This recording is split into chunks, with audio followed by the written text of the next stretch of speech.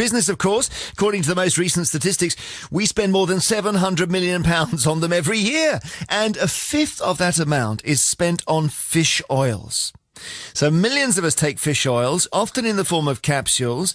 We're told that they can help our hearts, our minds and joints. So revered are their health properties. Some say they can do everything except clean your windows. But are they actually effective? Are we taking them for the right reasons? Today we're going to find out. Joining me in the studio is the broadcaster and science writer Dr. Michael Mosley, and you have brought some samples here which I'm looking at in a rather worried way. Yeah, give a go. Well, so we've got these say Omega-3 fish oil, and these are cheap ones, I gather. Yep. I'm just going to have a look inside, actually.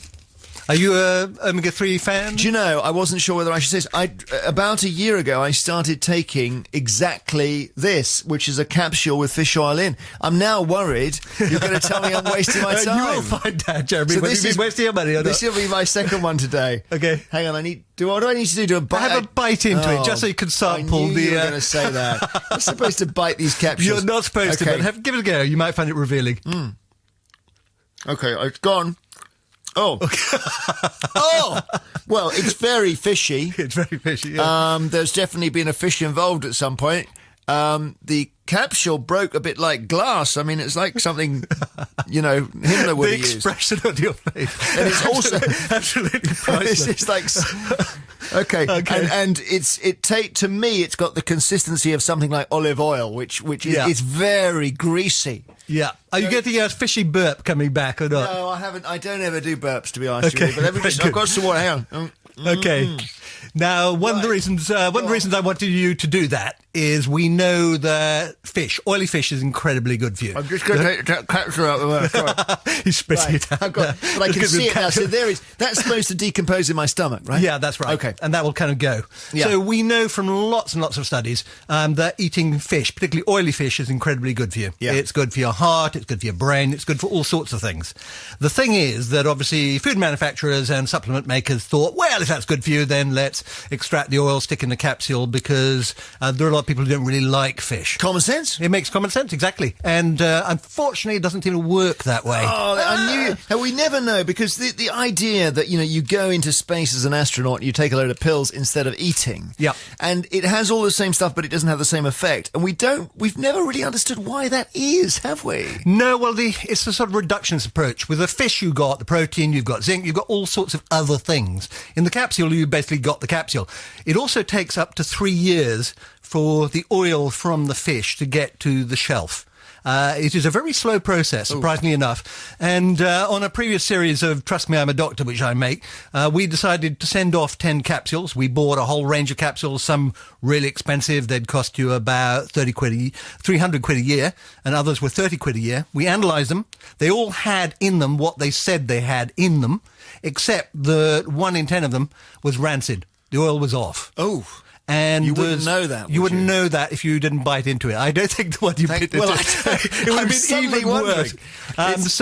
And there's a big study out of New Zealand, and they found even worse statistics. That about 40% of the fish oil capsules they tested were rancid, although they were 40%, although they were well within the sell-by date. Now, But maybe rancid oil is just as good for you. I think very, very unlikely. Okay, so if you had a fish and it was rancid, I don't think you'd be wolfing it down, And I don't think it would do you a lot of good. Rancid, why? Because of this delay. Yeah, because what happens with any oil is it gets oxidized. So olive oil, if you leave it out for long enough, fish oil, you leave it out long enough, it will go off. Now, hopefully, I don't know if that bottle has it, but if there are some antioxidants in with it, then that means you're kind of less likely for it to go off. Let me have a look here. I can't really tell. This is the cheap one here, isn't it? Yeah, I mean, So I'm just going to put that to one side, because you've got another one here for me. Now, this is the more expensive yeah. capsule. Do you want to bite into that one? Well, now you've told me about the rancid. This is like see if it's any different. Mosley roulette. Yeah. Okay, if it's a rancid one, I'm taking the rest He's of the day making- off. he's very These are smaller. trepidation. I do want to mention capsule size. I don't know whether I've got a small throat or what, but I can't swallow very large capsules. Yes. Do you find that? Yes, absolutely. Someone gave me some the other day. They said you should try magnesium. these things were like bullets. I mean, they're enormous. Absolutely, and I had to knock it back with lots of water. I also tried magnesium just for the hell of it the other day. Oh, yeah, so what, is that any good? I was looking at it, doing a program about sleep at the moment, and one of the things was supposed to be magnesium, so I knocked back some magnesium. I can't say it made any difference. That's so interesting, because I said, I'm not sleeping very well, and she said, I'll give you some magnesium. But all I found was I couldn't swallow the tablets. No, I got a program coming out in a couple of weeks' time. If you want to know the truth about sleep, talk about the truth about magnesium. All right. Yeah. So you got which I'm going to. Okay. Any better, any worse? Well, the capsule is more friendly. It's not like glass. It's smaller. It's not rancid. That's like eating a sweet. That's the expensive one. I'm doubtful that that's as good for me as the first one because it didn't taste as obnoxious. No. Okay. You're of the school sign. that basically it tastes horrible, it's good for you. Absolutely. Right? Yeah, okay, and we're going to get on to cod liver oil, aren't we? So we are. Okay, let me just take that out as well. So I've got 2 busted capsules. I won't make any more references to those. They used to have those cyanide capsules in the Second World War, didn't they? They always crunch on it. How the hell did they store those in their mouth? You know, they were glass or something? And I think they probably had a false tooth, at least my memory of James Bond as they did that. And that's Himmler and Hitler. And yeah, and they kind of kept it, or perhaps they kept it in the top pocket and knocked it back. You're not doing a programme on them as well? Not yet. Okay. Very good idea, though. So, we're discussing why it is. When you know the good thing about something, the fish is the omega-3 oils. You take out the omega-3 oils and you eat them separately, it doesn't work. And that's what we don't understand. Absolutely. We're not sure whether it works or not. We know with certainty that oily fish is good for you. With the fish oil capsules, some suggest good things, some suggest bad things. If you have high levels of what are called triglycerides, which are the sort of fats in your blood, then there is good evidence that they will reduce them. They will also reduce what's called the LDL, which are the kind of bad form of cholesterol. The problem is when they do the really big studies and they follow them for a long period of time. They did one, for example, 70,000 people followed for an average of about 7 years, and they could find no difference at all in those taking. Indeed, there was a slightly worrying study which came out just before Christmas, where they looked at people with very high levels of omega-3 in their blood, and also people who are taking vitamin E capsules, and they found that those had a higher risk of developing prostate cancer. So it may not be also entirely benign. Why would that They be? don't know. Okay. This was the kind it of might big be study. they're just the kind of people who worry. Absolutely. It could be. We don't know. Highly but strung. We know, for example, with vitamin E, vitamin E was kind of the big white hope, if you like. It was the big hope of heart disease and also cancer some years ago. And they did a study where they got people to take it, and they had to stop the study early because those taking the vitamin E were dying sooner. Okay. We're talking So that's not good. Dr. Michael Mosley's with us. Trust Me, I'm a Doctor is the programme. He's looked at fish oil.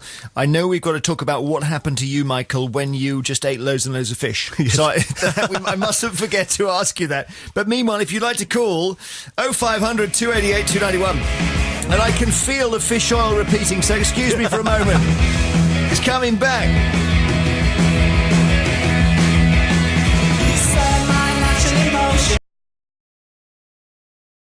The broadcaster, science writer, talking about fish oils. Can you take the oils separately from the fish to sort of cut out the middleman?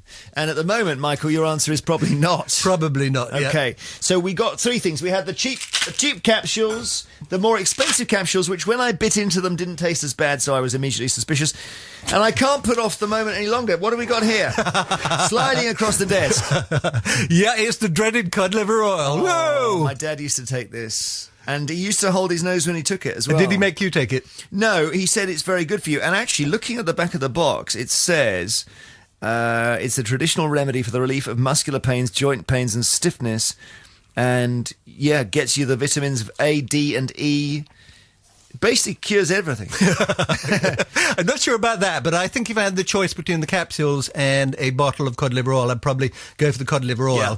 Shall I open it? Open it and give it a go. I mean, the other thing is if you're going to consume cod liver oil, make sure that you keep it in the dark, because like olive oil, it's much better if it's either in a dark bottle, which this one isn't, or it's kept in the dark, because the biggest problem with oil is it goes off, and that's the effect of the sunlight on the oil. You get oxidation. The moment, Jeremy. It's been a while. Think of your dad. The last time I tried this, I was a child. I think I was trying my dad's. Okay. All right, let me just move it to one side. Here we go. Okay, score out of 10. Got a teaspoon. This teaspoon's a real fail teaspoon, actually. Yeah, hang on, there it is. Oh, He's he's nervous. Raising it to my lips. There you go, yeah. Just knock it back. Okay, that's fine. Yeah. It tastes like the linseed oil that you put on cricket bats smells, you know what I mean? It tastes like when you eat it, you think you shouldn't have eaten it. You've got that. Your body says that's not right. Yeah, it's actually pretty decent, and this time of year as well, because you're getting a really good dose of vitamin D. At this time of year, we're almost all vitamin D deficient. Okay, it's the second teaspoon is 10 times worse than the first. Okay. Do you know, before you came in, I had a very small lunch, I mean tiny, and it was prawns, and that was the biggest mistake of the day. Were they any good for me? Some prawns, great, yeah. Only prawns full of lots of good stuff. A few of them from the supermarket, yeah. Stuff which comes out of the sea is generally pretty good.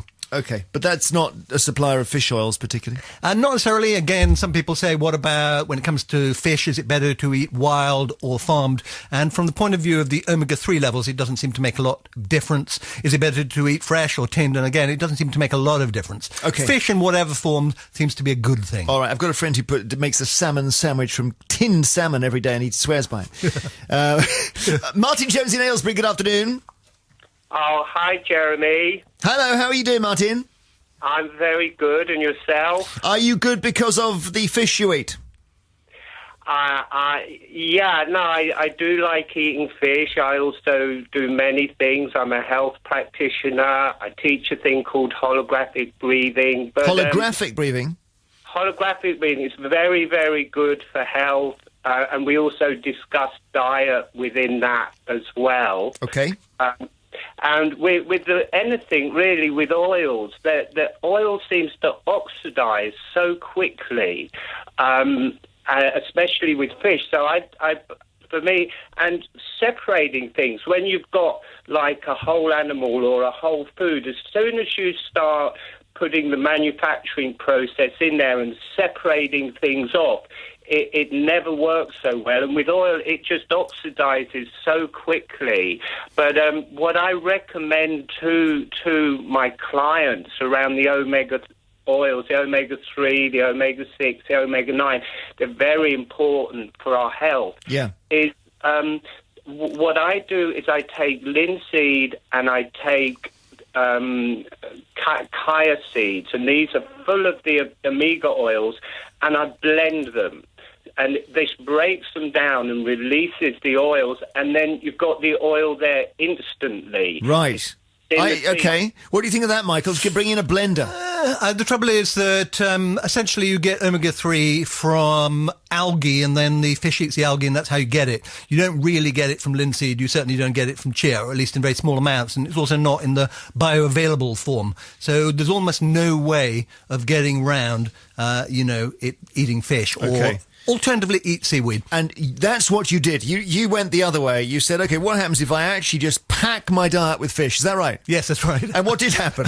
I tried to mimic a diet done by a famous Oxford eccentric called Hugh Sinclair. And what he did is he went on a really high fish diet, and he also threw in some whale blubber and seal blubber. Now, I tried ordering the seal blubber from Canada, but they impounded it at customs. So I had to stick to eating the high fish, and I measured my clotting time of my blood while I was doing the study, and my omega-3 levels shot up. But interestingly, my clotting times also shot up. So they went from about 3 minutes to about 25 minutes. Really? Yeah. So this was probably both good and not good. I probably overdid it in that sense. So the danger of having blood that doesn't clot, obviously, you could become a haemophiliac like that. You can essentially bleed into your joints, which is what happened to Professor Hugh Sinclair. Oh, really? Indeed, and one of the downsides of eating too many fish oil capsules, you've had a few, is that it can increase your clotting time, and that can lead to a form of stroke where you bleed. Yeah. So there are downsides to too much. I was going completely over the top, but one of the benefits in terms of fish oils is they do increase your clotting time, which is what I demonstrated when I went on this mad fish diet. And that's a good thing, because it means you're less likely to have a fatal heart attack. Okay, well, this is on the subject that Alan Noble is calling on in 5, because you're worried that you might be overdosing on cod liver oil, Alan. Well, a slight concern, Jeremy, yes, slight concern. The recommended dose is one of these torpedo-style omega-3 pills every day. Yeah. And I actually take 6. Right, why do you do that, Alan? Why do I do it? Well, it's a long story, Jeremy, which I won't bore you with, but my father, when I was a young man, I was about 11 years of age, I'm now 76, my father had rheumatoid arthritis. Yes. And he was having great difficulty even getting out of bed, even clenching a fist. And a customer of his, who was an Italian chap, recommended that, he said, there's no rheumatics in Italy because everything we have is cooked in oil. Okay. So my father took this to task, and he started taking what was then the small cod liver oil capsules, just in the amounts so that they didn't affect his bowels, obviously, because you take too many all at once, then it does so. But what happened, my father built up he was taking about 23 tablets per day. He managed to get back out of bed, go back to work, and lived a full life. Now, That's brilliant. His theory, and I'm using it for my own small amount of rheumatics that I seem to suffer from, and my principle is that the cod liver oil oils my joints. Well, I wonder whether it's as simple as that, Michael. It goes to the joints and it gives you some nice friction-free movement. Not quite as simple as that, no. Right. Essentially, it's anti-inflammatory, so it reduces inflammation throughout your body, which is kind of a good thing, and that's probably why it helps with many people with arthritis or forms of arthritis, because that's primarily a problem of inflammation. And last time you came in, you said something really amazing, which was that the whole of medicine is now going towards inflammation as the cause of headaches, cancer, everything. Absolutely. And therefore, if this is anti-inflammatory, that's what we want, isn't it? Absolutely, and that's probably why that's probably why oily fish is such a good thing. It has a very widespread effect, and we've seen from eating oily fish, studies on Mediterranean, that you do get these improvements in heart disease, in stroke, also in your risk of things like type 2 diabetes. So it does seem to have a very wide impact. But as I said, those are largely the studies on fish rather than fish oils. Okay, well, thank you very much, Alan, for your call. Anne Huxtable in Bideford in beautiful Devon says, I'm taking lemon-flavoured cod liver oil in a bottle, not capsules. I've got to use it within 2 months of opening it. I can't believe that would go rancid. It doesn't come back up. I think the lemon is probably quite good because the lemon is an antioxidant, so that may well be helping. It probably improves the flavour, if nothing else. But there are lots and lots of people listening who take nothing. Yes. And they're walking, talking, they're healthy, and they're not only that, they're laughing. Yes. They're laughing at us. Yeah, indeed. Because yeah. Not laughing at me, because I'm not taking it. Oh, you're not taking anything? I don't take... Oh, right. I eat fish. I eat oily fish. I occasionally take vitamin D capsules because at this time of year, as I said, we are hugely deficient, particularly if you live north of Manchester. That's kind of the cut-off line in terms of the amount of exposure of sunlight. So I do think there's a case for vitamin D capsules, but almost nothing else. Harry Cole in Colford says, a friend of mine had a herd of dairy cows. The supermarkets were paying him to put Omega-3 into their cattle feed. And the idea was to improve people's health by getting vitamins into milk. But my friend said the Omega-3 had a bad effect on the cows.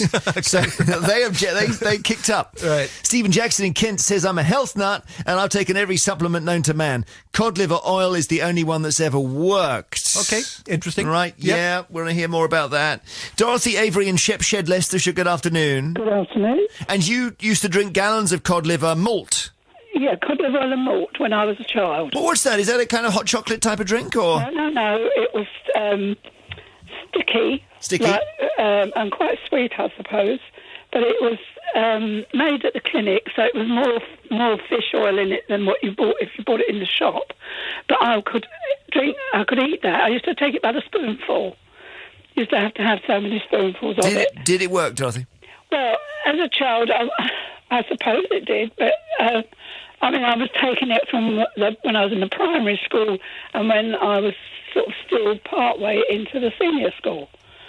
But I'd had the medication at the school clinic prescribed that I had to take as well.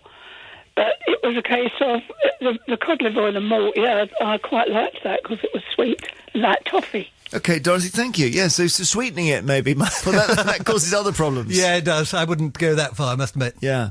When in the olden days, the sailors went out and what were they eating? They just had storable foods, didn't they? And they got scurvy. They did. That was a very great lesson for us all, wasn't it? It was, and it took an extraordinary amount of time for us to learn, and it really wasn't until the beginning of the 20th century that people really grasped the fact that vitamin C was so important. So to sum up your findings, you can make changes to your health by eating lots and lots of fish. Yeah, I mean, the recommendation is 2 to 3 portions a week. There is, and this is the warning, you don't want to go completely over the top, and there is a slight risk of mercury. Now, mercury levels are pretty low in things like tuna and mackerel and salmon. They're pretty high in things like shark.